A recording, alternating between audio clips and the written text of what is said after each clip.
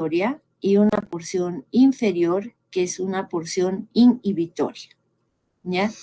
La porción excitatoria va a mandar señales excitadoras, de prendido, digamos, excitadoras de prendido hacia estructuras superiores y hacia estructuras inferiores. Hacia arriba esas conexiones van a tener van a tener una estación neuronal muy importante, que es el tálamo óptico, y del tálamo óptico van a salir múltiples conexiones hacia distintas áreas del encéfalo, como se ve en el dibujito, ¿no?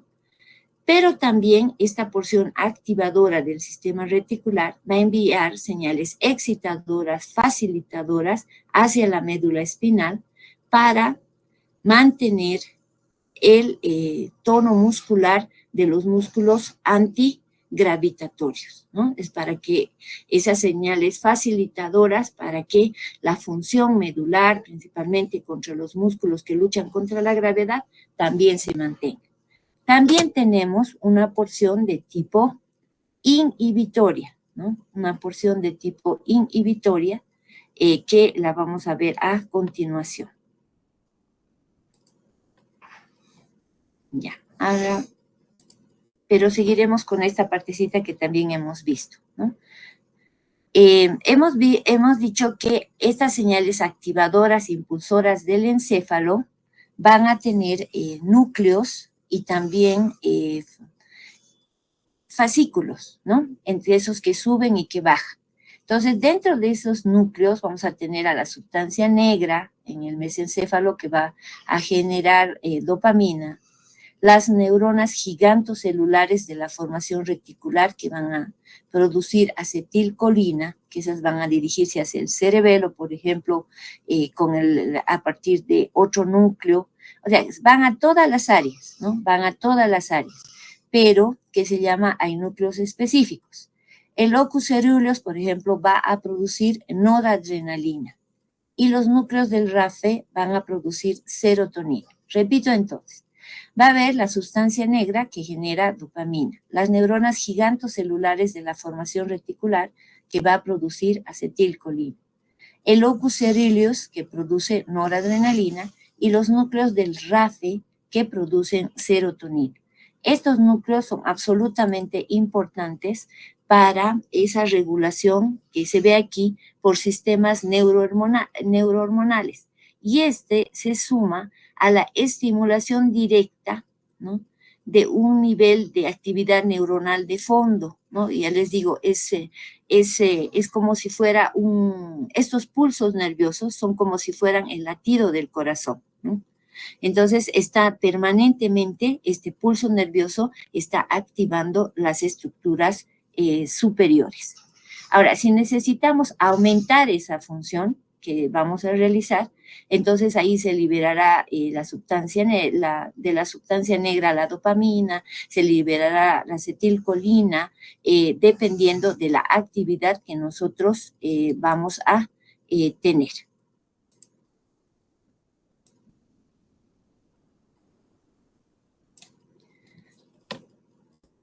Igual que en el sistema motor, vamos a ver que esta área reticular excitadora va a responder ¿a qué? A señales sensitivas periféricas. Si no, no hay respuesta. Necesitamos siempre esa retroalimentación del mundo donde nosotros vivimos, ¿no? Va a depender entonces esa activación de la cantidad y el tipo de señales sensitivas que van a llegar al encéfalo. De estas señales sensitivas, obviamente el dolor es el más importante, ¿no? Y también va a ser activada por retroalimentación de señales que regresan de la corteza cerebral. Entonces, ¿cómo se activa esa área excitadora? Va a activarse, va a responder a señales sensitivas periféricas, va a activarse del tipo y cantidad de señales que estén llegando al encéfalo, principalmente de las señales dolorosas. Díganme ustedes sí o no que mientras nos duele, pues realmente es lo primero que prestamos atención, ¿no? ¿Por qué?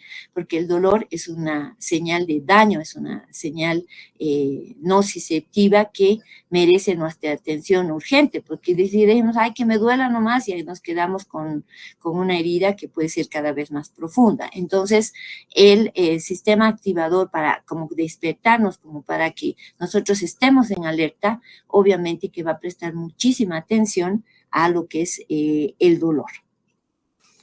Va a ser entonces activada también por actividades de retroalimentación que regresan de la corteza, ¿no? ¿Cómo es esto? Nosotros hemos sentido, digamos, dolor por fuego, ¿no? Nos hemos expuesto y hemos sentido dolor por fuego. O algo nos está quemando, una vela, alguna cosa. Entonces, esa señal ya nos ha mantenido despiertos, ha llegado rápidamente al encéfalo. En el encéfalo se producen todas las conexiones para que nosotros también recordemos que la vela pues realmente nos quemó cuando éramos niños o nos quemó la semana pasada y realmente recordamos igual el dolor que hemos sentido. Entonces, esta señal de ida y vuelta va a ir retroalimentando para que nosotros le prestemos la máxima atención, incluso ya con recuerdos para evitar que el daño que estemos sufriendo pues no empeore, ¿no?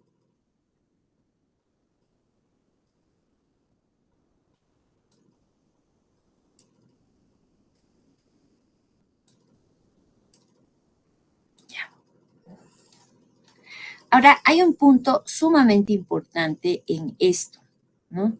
Que es el quinto par craneal, ¿no? El quinto par craneal. ¿Por qué? Porque un corte del tronco del encéfalo por debajo del quinto par craneal evita el coma, ¿no? O sea, si se produce un corte del tallo cerebral por debajo del par craneal, entonces va a evitar el coma. Entonces, si el corte del tronco cerebral se realiza por encima del quinto par, vamos a tener coma en ese paciente, ¿no? ¿Por qué? Porque se recibe muchas señales sensitivas de las regiones faciales y orales, ¿ya? Entonces, el quinto par craneal es como que fuera el botón de encendido y apagado para que una persona pueda tener coma, pueda entrar al coma o no, ¿no? ¿Qué entendemos como coma? Que es un estado, digamos, parecido al sueño, pero el cual no puede revertirse por estímulos sonoros ni dolorosos, ¿no? Ahora, claro, hay diferentes grados de coma, pero es muy diferente de lo que es el sueño. Entonces, aquí el quinto par craneal es sumamente importante para que ese encéfalo esté prendido y no se entre en coma, ¿ya? ¿Por qué? Por la gran cantidad de señales sensitivas que vienen de las regiones faciales y orales. Muy bien. Ahora vamos a ver al área reticular inhibidora del tronco cerebral, ¿no? Va a ocupar una posición medial y ventral en el bulbo raquídeo, ¿no? Recordemos que la excitadora estaba a nivel de puente y mesencéfalo. En cambio, la porción inhibidora de la formación reticular va a ocupar una posición en el medio y ventral en el bulbo raquídeo. Puede inhibir al área facilitadora reticular del tronco del encéfalo y reduce las actividades de las porciones superiores del cerebro. Va a liberar serotonina en puntos claves del encéfalo. Muy bien, entonces repetimos. La formación o área reticular inhibidora del tallo cerebral va a estar situada en la parte medial y ventral del bulbo raquídeo.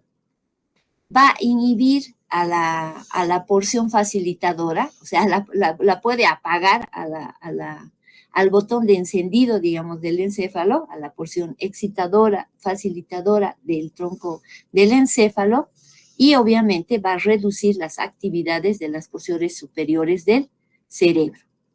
Va a liberar serotonina en puntos clave del encéfalo para que se produzca esta inhibición. Entonces, aquí veremos que hemos nombrado 4 neurotransmisores, ¿verdad? Hemos nombrado a la dopamina, hemos nombrado a la noradrenalina, hemos nombrado a la acetilcolina y a la serotonina.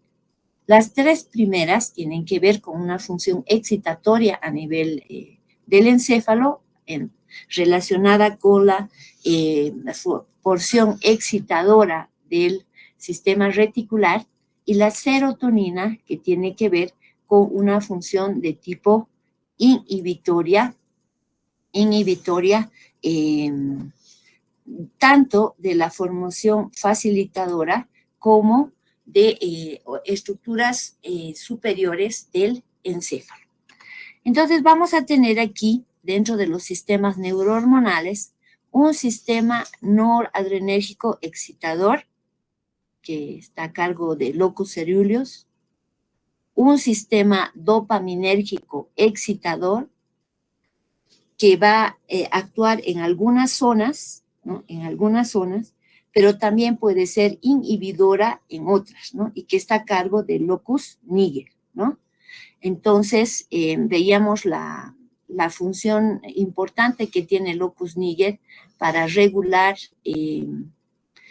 que los movimientos, ¿no? Para que estos sean suaves, para que estos sean adecuados, ¿no? Entonces, aquí está claramente que hay receptores del elemento postsináptico para la dopamina que son excitadores en algunas estructuras e inhibidores en otras estructuras. ¿Por qué está producida la dopamina o por qué núcleo está producida la dopamina? Por el locus niger o sustancia negra.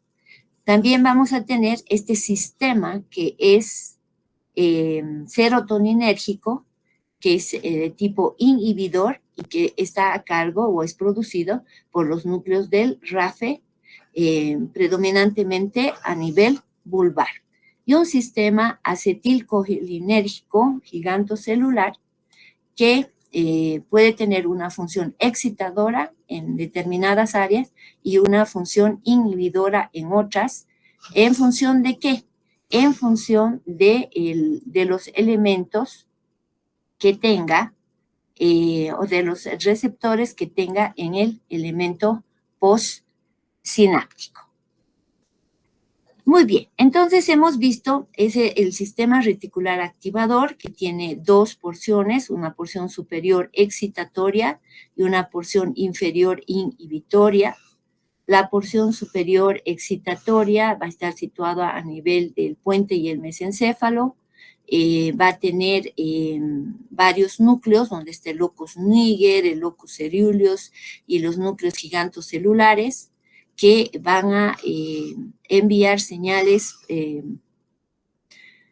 para regular la actividad de base, o sea, para regular la actividad de base, para modelarla, para modularla en función de también los impulsos que son enviados por las fibras del sistema reticular hacia áreas superiores del encéfalo, que tienen una estación de paso, una estación de base, digamos, una estación de paso que es el tálamo óptico, y que de ahí salen señales hacia distintas áreas del encéfalo para el encendido del tallo cerebral y de todo el encéfalo, también de los hemisferios, de todas las estructuras. Ahora, esta área excitadora puede ser inhibida por la función o por las funciones precisamente del área inhibitoria, que está situada a nivel del bulbo. A ver, para ponerlo en sencillo, el sistema reticular está ubicado sobre el tallo cerebral. Tiene fibras nerviosas, fascículos nerviosos, y también tiene núcleos. Esta área está dividida en 2. Una porción superior, que es el área excitadora, y una porción inhibitoria que está por debajo. La porción superior excitatoria manda señales hacia el tálamo óptico, que es su estación de relevo. Y del tálamo óptico salen múltiples conexiones a distintas partes del encéfalo para excitar todas esas áreas. Y la porción, ahí también manda señales excitatorias a la médula espinal para mantener el tono muscular de los músculos antigravitatorios y permitir que esa persona, o sea, no pierda, por ejemplo, el equilibrio, que cuando estamos despiertos estemos nosotros con todo nuestro... con todos nuestros músculos antigravitatorios de pie y todas esas cosas, ¿no? Recuerden que cuando estamos de sueño, o sea, medio que flaquean nuestras piernas y queremos dormir, ¿no? ¿Por qué? Porque las señales del área inhibitoria estarían actuando ahí para decir, bueno, hay que apagar a los músculos antigravitatorios para que podamos recostarnos y dormir, ¿no? Vamos a ver después cómo es que este sistema reticular activante va a participar, como les dije, en la vigilia y el sueño. Ahora, ese sistema reticular activante está conformado por esos fascículos que mencionábamos y también por núcleos. Por los fascículos vamos a tener un pulso neuronal que va a mantener una actividad de base, que es como una especie de latido que va a mantener activada, funcionando al tallo y al encéfalo. Pero además, esos núcleos que hemos hablado, el locus niger, el lucus coeruleus, el núcleo gigantocelular, van a regular también esas funciones a partir de la secreción, ya sea de dopamina, acetilcolina y noradrenalina, para mantener activo esas áreas bajo su dependencia. Mientras que la porción inhibitoria, entonces, puede inhibir a esa porción excitatoria, ¿no? Y bueno, va a reducir el tono muscular de la médula espinal y también va a actuar en otras áreas para deprimir, para inhibir la actividad que se esté dando a nivel del encéfalo. Hemos visto también que es clave el quinto par craneal. Si, por ejemplo, se produce un corte del tallo cerebral por encima del quinto par craneal, entonces ese animalito, esa persona puede entrar en coma. ¿Por qué? Porque el quinto par craneal va a traer una gran cantidad de información sensitiva de la cara y también del área oral. Ya, muy bien. Espero que con ese pequeño resumen estemos mejor. Ahora vamos a ver lo que es la corteza límbica, ¿no?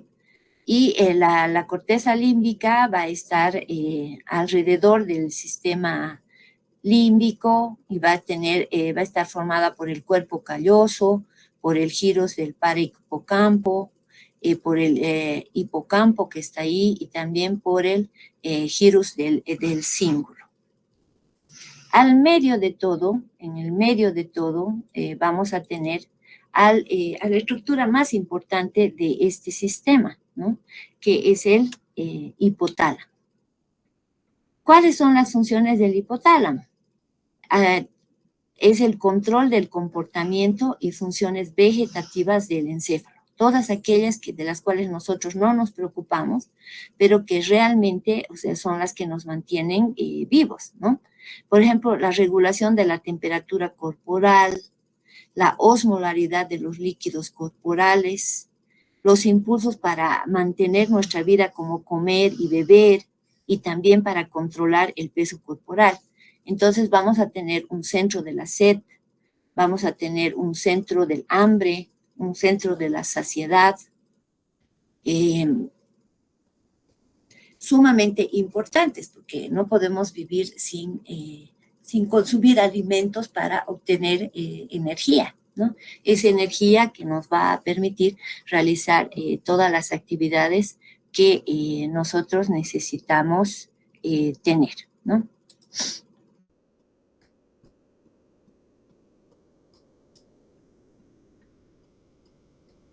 Si vemos el hipotálamo, todas las estructuras que hemos hablado que forman parte de la corteza límbica, También vamos a tener múltiples conexiones con, por ejemplo, el óvulo occipital, con las estrías medulares talámicas, con los núcleos anteriores del tálamo. O sea, podríamos nombrar una gran cantidad de estructuras, núcleos subcorticales que van a estar en relación con el hipotálamo y con este sistema, ¿no?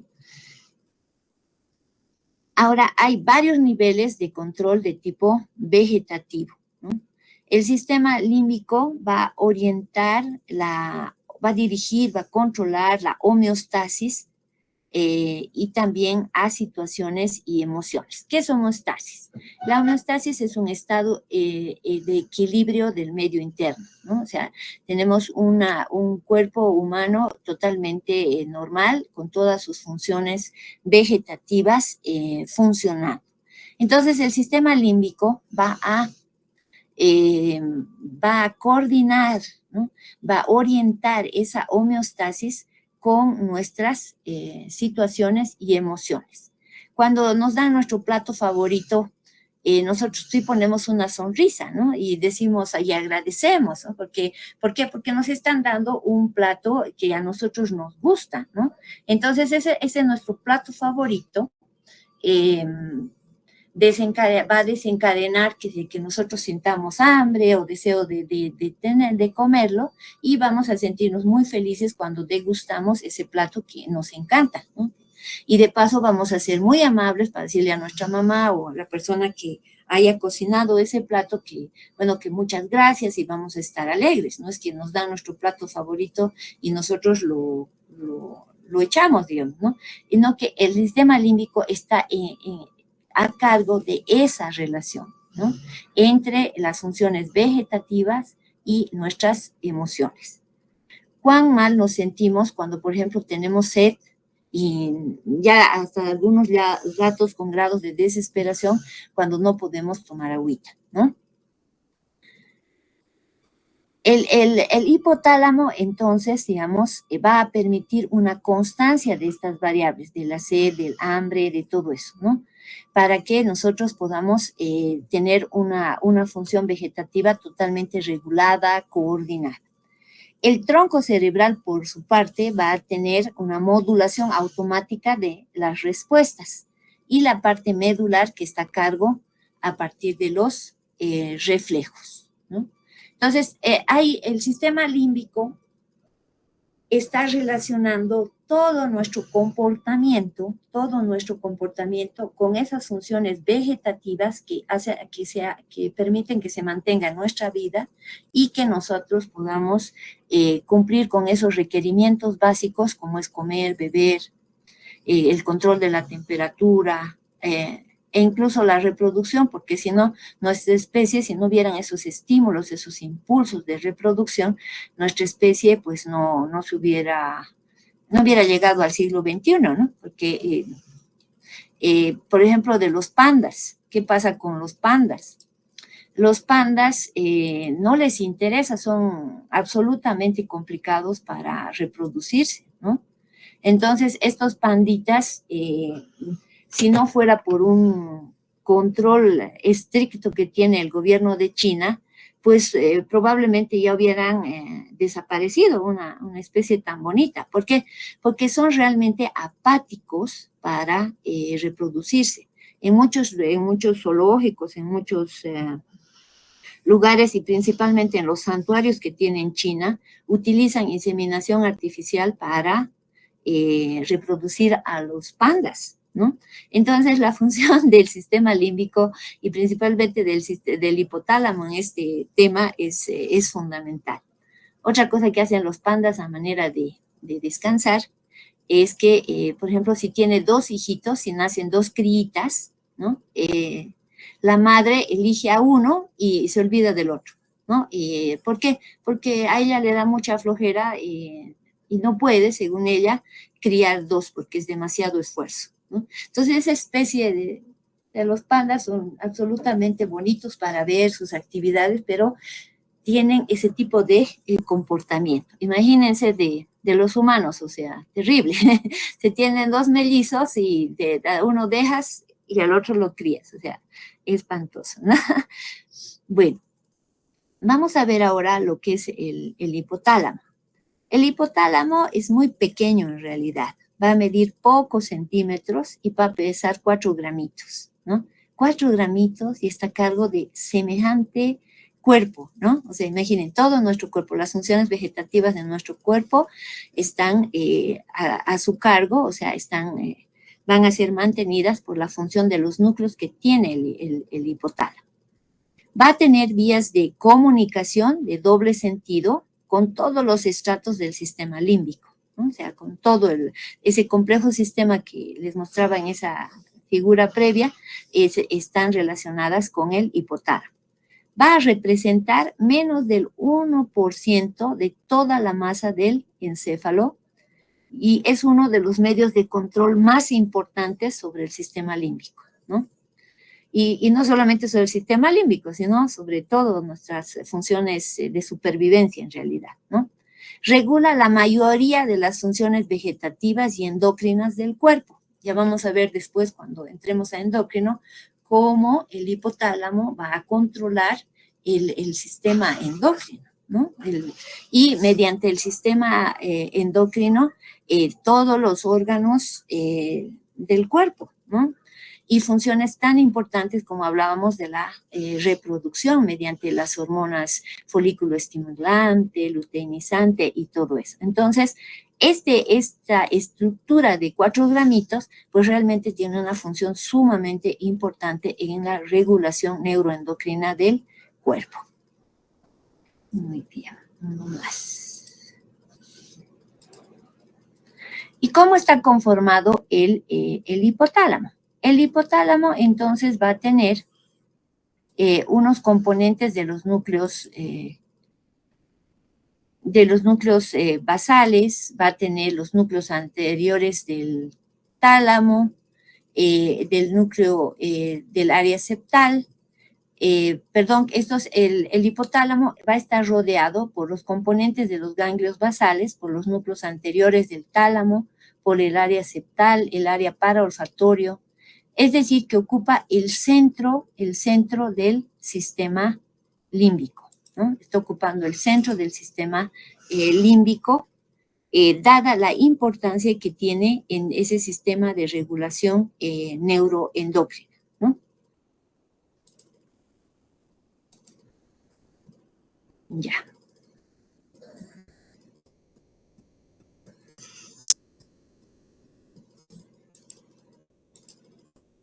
Muy bien, si estamos diciendo que el hipotálamo se relaciona con todos esos núcleos que acabamos de señalar, porque ocupa el centro del sistema límbico, entonces va a enviar señales eferentes en 3 direcciones, ¿no? Va a enviar señales eferentes en 3 direcciones.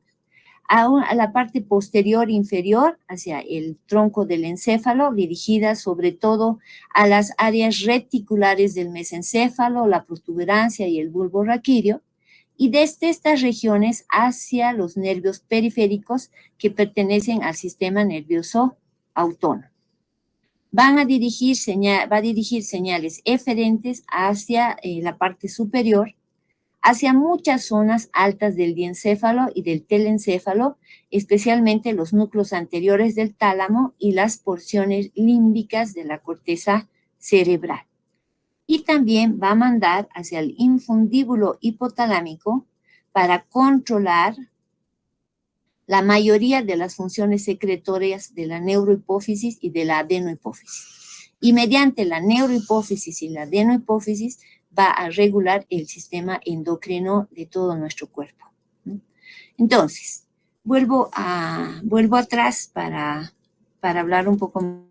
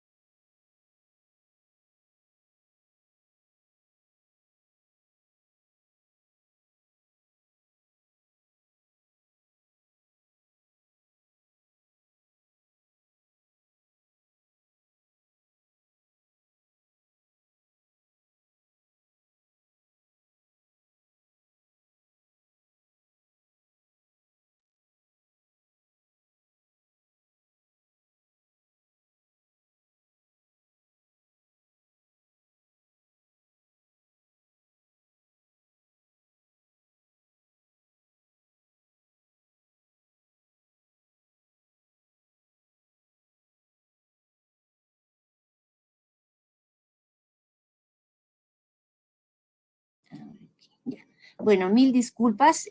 Ahora retomando el punto donde quiero recalcar. Tenemos el sistema límbico. En el centro del sistema límbico, con todas esas estructuras que están rodeando al hipotálamo, esta estructura de 4 gramitos va a tener múltiples conexiones, ¿no? Múltiples conexiones.